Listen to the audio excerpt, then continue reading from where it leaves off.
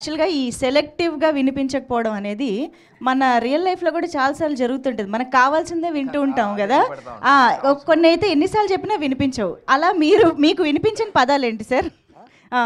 చాలా ఉన్నాయి. అన్ని ఇక్కడ మైక్‌లో చెప్తారా? చెప్పాలి. 1, 2 వినిపించే పదాలా? మీకు వినిపించినవి. ఎన్నిసార్లు అవతలోళ్ళు అడుగుతున్నా మాకు వినిపించదు అన్నట్టుగా ఉండేది ఏంటి? ఏమో సార్ మాకు వినపడదా? ఏమో సార్ మాకు వినపడదు అనేది.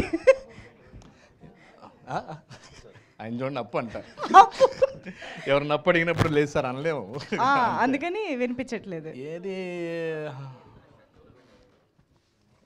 ఏముంటాయి ఏమోండి గుర్తొచ్చినప్పుడు చెప్తాం. మాకు ఇప్పుడు మీదే అడుగుతున్నాం, మాకు వినపట్లేదు. ఇలాంటి క్వశ్చన్లు అడిగినప్పుడే మాకు వినపట్లేదు అనిపిస్తుంది. పాత్రికేయ మిత్రులందరికీ, ఆడియన్స్ అందరికీ థ్యాంక్ యూ. ఒక ఫంటాస్టిక్ పేరులోనే ఫన్ బకెట్తో వచ్చాం. రామ్ గారు మా క్యారెక్టర్లు చెప్పినప్పుడు గోవింద్ గారు మమ్మల్ని ఏ క్యారెక్టర్కి ఎవరు బాగుంటారో అని చెప్పి ఆయన కూడా దగ్గరుండి చూసుకొని, sir thank you very much Ram గారు, థ్యాంక్ యూ. ప్రతి క్యారెక్టర్కి అది కరెక్ట్గా కూర్చోబెట్టి వాళ్ళందరితో చేయించుకునే విధానం రామ్ గారు ఆ ఫ్రీడమ్ ఇచ్చారు మాకు. అసలు మేము ఆయన పోలీస్ స్టేషన్కి వచ్చినప్పుడు మాట్లాడే సీన్లు కానీ, ఆ విలన్ గారు మమ్మల్ని తిట్టినప్పుడు మేము తిరిగి అన్నీ అసలు అంత ఫ్రీడమ్ ఇచ్చి ఇంప్రవైజ్ చేసుకోవడానికి కూడా అసలు ఏమాత్రం లేకుండా, నిజంగానే ఇందాక అన్నట్టు మీరు ఈవి గారు పేరు తీసుకొచ్చారు. ఆయన గారు కూడా అంతే, లొకేషన్లో అవతలోళ్ళు చేస్తుంటే చేయటానికి అవకాశం ఇచ్చి చేయించి దాంట్లోంచి ఏదో అవసరం అది తీసుకుంటూ ఉంటారు. రామ్ గారు థ్యాంక్ యూ, మాకు మంచి వేషం ఇచ్చి బాగా రాసి మాకు అంత మంచి క్యారెక్టర్ బాగా రాశారు. అలాగనే మేడం డబ్బులు కూడా బాగా ఇచ్చారు. Thank you madam.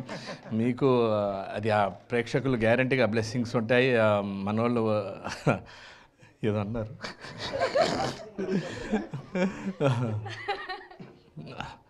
మేడంకి తెలుగు బాగా వచ్చండి?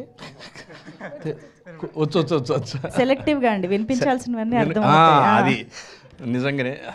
అలాగే మా హీరో గారు రాజ్ తరుణ్ గారు ఆ క్యారెక్టరు వినపడదనే క్యారెక్టర్లో మాత్రం అసలు మామూలుగా కాదు. ఎక్కడ అవకాశం ఉంటే అక్కడ ఈజీగా చేయటం.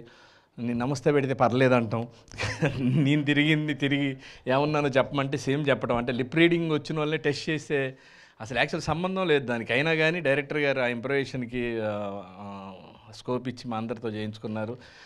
తరుణ్ గారు రాజ్ తరుణ్ గారిలో కామెడీ టైమింగ్ ఈజీగా, అంటే అవకాశం ఉండాలి కానీ దున్నేస్తాడు. అది చాలా రోజుల తర్వాత ఆయనకి ఈ క్యారెక్టర్ ద్వారా దొరికింది.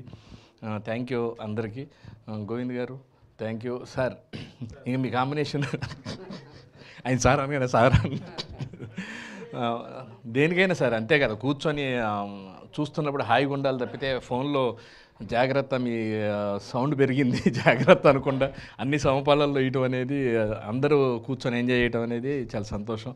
Thank you. ప్రేక్షకులందరూ ఇప్పుడు మీరు మీ పిల్లలతో సహా తీసుకెళ్ళి చూసే సినిమాలు చాలా తక్కువ. అందరు కలిసి ఫ్యామిలీ అందరూ కలిసి వెళ్ళి చూడవచ్చు. అసలు చార్మినార్ కానీ ఆ పాంచమినార్ అనేది ఏందో మీరు సినిమా చూస్తే అదే ఎంటర్టైన్మెంట్, మీకు బాగా అర్థమవుద్ది. చూసి ఎంజాయ్ చేయండి, మమ్మల్ని ఆశీర్వదించండి. Thank you very much. Thank you so much Srinivas Reddy గారు. మీరు అండ్ రాజ్ తరుణ్ గారి కాంబినేషన్